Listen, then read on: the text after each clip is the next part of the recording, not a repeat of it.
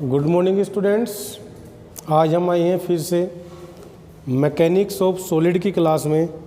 जो हमने last lecture आपके डिस्कस किए हैं आपके साथ में, वहाँ हमने थ्योरी पढ़ी है।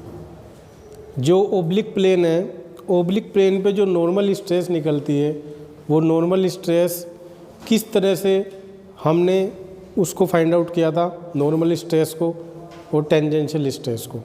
तो उसी पे बेसिस हम आज ये न्यूमेरिकल्स देखेंगे यहाँ पर स्ट्रेस के कि किस तरह से ये क्वेश्चन सोल्व होगा। तो अभी हमें सबसे पहले यहाँ क्वेश्चन रीड करना है। क्वेश्चन क्या है? A rectangular bar of cross section area 10,000 mm² is subjected to an axial load of 20 kN। Determine the normal stress, normal and shear stresses on a section which is inclined at an angle of 30 degree with normal cross section of the bar। सबसे पहले students हमें question को समझना है कि question में क्या क्या डेटा हमें गिवन है। तो किस तरह का क्वेश्चन में डेटा हमें गिवन है स्टूडेंट्स? सबसे पहले हम लिखेंगे गिवन डेटा। तो गिवन डेटा यहाँ से स्टार्ट करेंगे हम। गिवन डेटा, गिवन डेटा में हमें गिवन है एरिया। सबसे पहले हमें क्रॉस सेक्शनल जो एरिया है, जो हमारा बार था, बार हमारा किस तरह से है, ये इस तरह से इसको मैं शो कर देता हूँ। ये कोई एक ओब्लिक, ये कोई ऑब्जेक्ट है ABCD,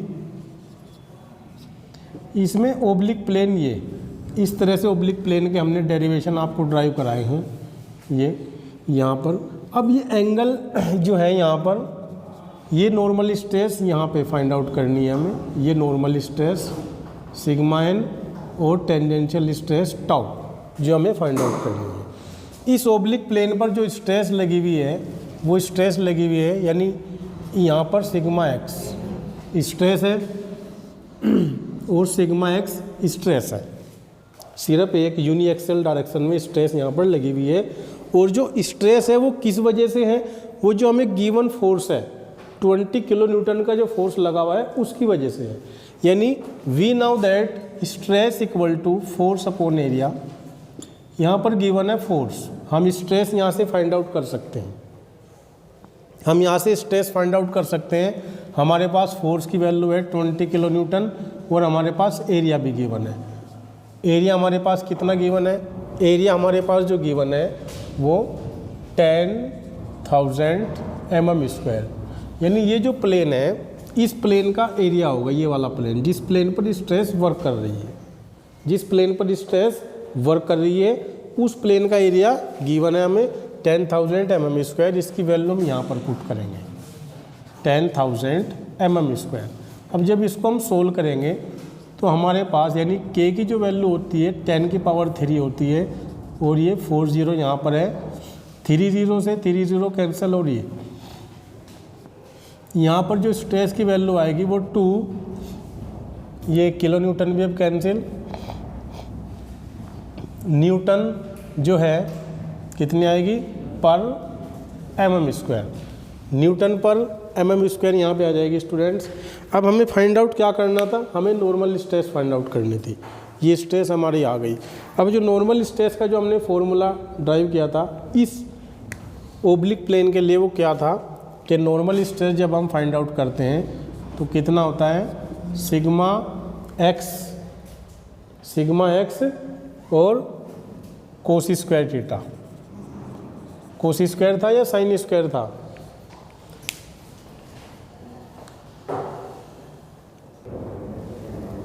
यहाँ पर जो एंगल था वो normal stress equal to sigma X sine square theta था। अब ये साइन स्क्वायर थीटा यहाँ पर कब था? जब हमने ओब्लिक प्लेन का एंगल थीटा एज्यूम किया था। जब यहाँ पर ओब्लिक प्लेन का एंगल थीटा एज्यूम किया था। लेकिन यहाँ पर जो एंगल हमें गिवन है, जो एंगल हमें गिवन है, यहाँ पर एंगल गिवन है 30 degree with normal cross section. ये है नॉर्मल क्रॉस सेक्शन, यानी क्रॉस सेक्शन हमारा ये है नॉर्मली।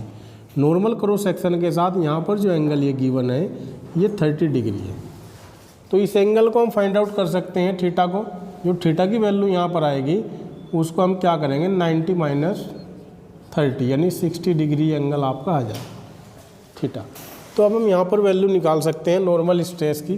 जो नॉर्मल स्ट्रेस की वैल्यू आएगी 2 साइन स्क्वायर 60, इसकी वैल्यू निकालेंगे तो यहाँ से जो वैल्यू निकल के आएगी 60 यानी √3/2 इस तरह से करके आता है, तो इसका स्क्वायर होगा।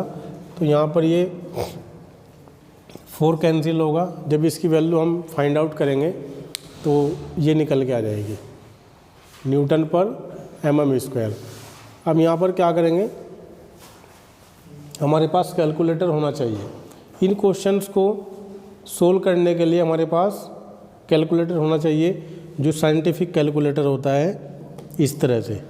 ये कैलकुलेटर होता है साइंटिफिक कैलकुलेटर, सभी के पास ये होना चाहिए, तभी हम ये क्वेश्चन सोल्व कर पाएंगे, वरना हम कैलकुलेशन करने में रह जाएंगे और हमारा टाइम बहुत वेस्ट होगा। ये कैलकुलेटर एग्ज़ाम में आपके अलाउ होता है, जब ये सब्जेक्ट के एग्ज़ाम होते हैं। तो मैं यहाँ पर वैल्यू फाइंड आउट करूँगा, इसमें पुट करूँगा, जो वैल्यू यहाँ पर निकलेगी यहाँ पर वैल्यू लिखूँगा मैं। यहाँ पर डायरेक्टली हम 2 इंटू साइन स्क्वायर 60 की वैल्यू भी पुट कर सकते हैं, हमें सोल्व करने की ज़रूरत नहीं है। जब 2 हमारे पास आ गया था तो 2 इंटू साइन स्क्वायर 60 की वैल्यू हम पुट करेंगे और इक्वल टू दबाएंगे, तो यानी हमारी जो वैल्यू आ जाएगी वो क्या आएगी 2 इंटू साइन स्क्वायर 60। जो वैल्यू आएगी यहाँ पर 2 मल्टीप्लाई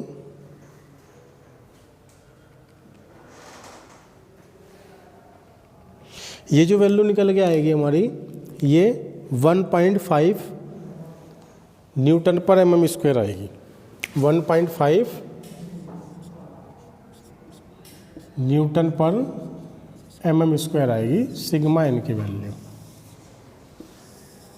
इसी तरह से जब हम सिग्मा यानी टाउ निकालेंगे शियर स्ट्रेस, जब टाउ शियर स्ट्रेस निकालेंगे तो सिग्मा x/2, सिग्मा x/2 था वहाँ पर, और सिग्मा x/2 के साथ में हमारा जो फॉर्मूला था वो क्या था sin 2 थीटा। हमारा जो फॉर्मूला यहाँ पे था sin 2 थीटा। ठीक है स्टूडेंट्स, हमने थीटा यहाँ पर फाइंड आउट कर लिया है जो 60 डिग्री है। हमारे फॉर्मूले के अकॉर्डिंग जो थीटा है वो 60 डिग्री है। यहाँ पर सिग्मा x की वैल्यू यानी फिर से हम रखेंगे सिग्मा x की वैल्यू जो निकली है 2 और डिवाइडेड बाई भी 2 है, और साइन इस बार 2 थीटा है, यानी जो 2 मल्टीप्लाई बाई थीटा की वैल्यू जो 60 डिग्री है वो कितनी आएगी साइन 120। अब साइन 120 की वैल्यू यहाँ पर निकालनी होगी जो टाउ की वैल्यू के बराबर है। साइन 120 की वैल्यू अगर हमें याद है तो हम डायरेक्टली भी लिख सकते हैं, लेकिन यहाँ पर जो है हम क्या करेंगे इसकी वैल्यू डायरेक्टली लिखेंगे। साइन 120 जो रहेगा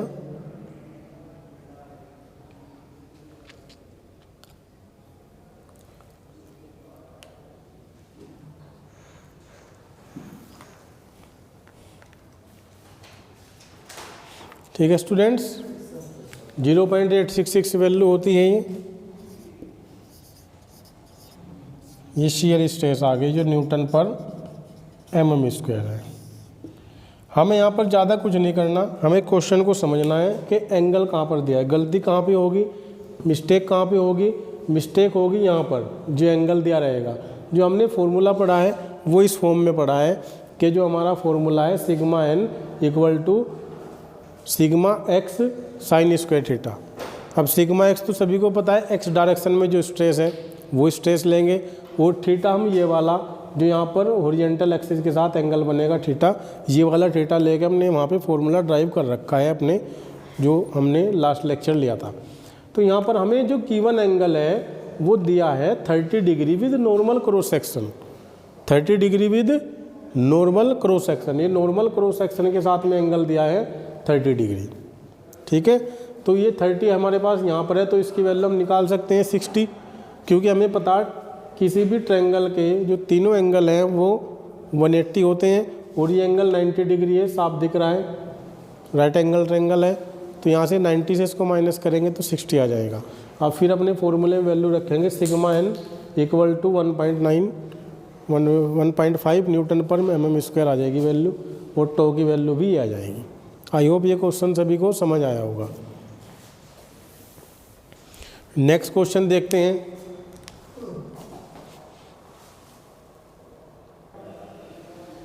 यहाँ पर जो नेक्स्ट क्वेश्चन है स्टूडेंट्स वो है द टेंसाइल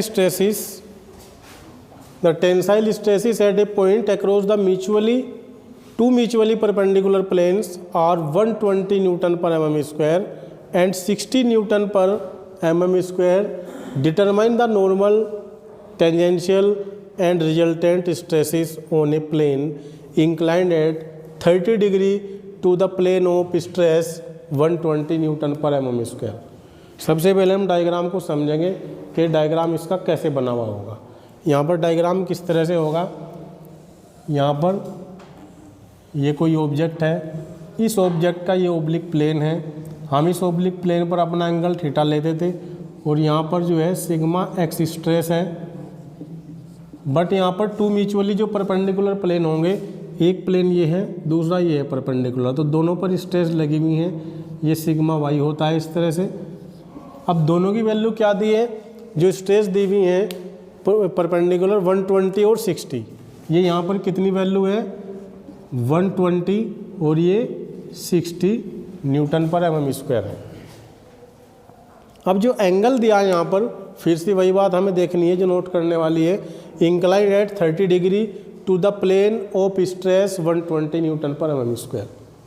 30 डिग्री इंक्लाइन है, और कौन सी प्लेन, यानी किस प्लेन के साथ एंगल है, यानी इस प्लेन के साथ ये एंगल कितना है 30 डिग्री। फिर से हम थीटा बराबर क्या निकाल लेंगे 60 डिग्री। बस हमें ये ध्यान रखना है, हमें ये देखना है कि किसके साथ में कौन सी स्ट्रेस, यानी किस प्लेन के साथ में एंगल कितना 30 डिग्री है।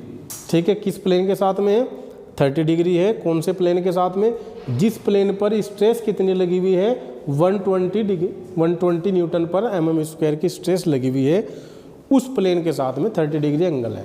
लेकिन हमारा जो डायग्राम इस तरह से होता है, जिसका हमने फॉर्मूला जो टाइप कर रखा है वो क्या कर रखा है, जब नॉर्मल स्ट्रेस हम निकालते हैं, नॉर्मल स्ट्रेस का जो फॉर्मूला है sigma X plus sigma Y divided by 2 minus sigma X sigma Y divided by 2, और यहाँ पर आता है कोस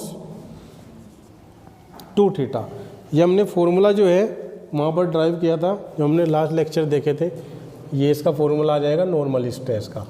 ये फॉर्मूला किसका आएगा, नॉर्मल स्ट्रेस का, इस ओब्लिक प्लेन की नॉर्मल स्ट्रेस का फॉर्मूला ये रहेगा। हमारे पास गिवन डेटा क्या क्या है, गिवन डेटा हमारे पास जो है, गिवन डेटा में sigma X equal to 120 newton पर mm square, sigma Y equal to 60 newton पर mm square, theta equal to 60 degree. Direct हम वैल्यू पुट करेंगे फॉर्मूले में, हमारा आंसर आएगा।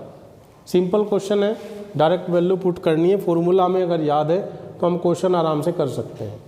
ठीक है, तो यहाँ पर सिग्मा एन की जो वैल्यू हम फाइंड आउट करेंगे, हम सिग्मा एन की, सिग्मा एक्स यानी 120 प्लस 60 डिवाइडेड बाई 2, यहाँ पर माइनस है 120 minus 60 divided by 2 multiply by cos 2 theta यानी 120 डिग्री।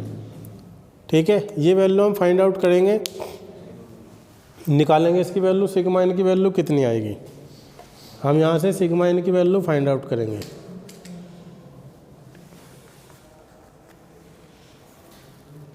यहाँ पर हम कैलकुलेटर से डायरेक्ट भी वैल्यू फाइंड आउट कर सकते हैं, जैसे कि 120 और 60, 180 होता है डिवाइडेड बाई 2, 180 डिवाइडेड बाई 90, तो 90 माइनस यहाँ पर कितना बचेगा आपका 60 डिवाइडेड बाई 2 यानी 30 यहाँ पर होगा, और मल्टीप्लाई बाई क्या होगा 30 मल्टीप्लाई बाई कोस 120,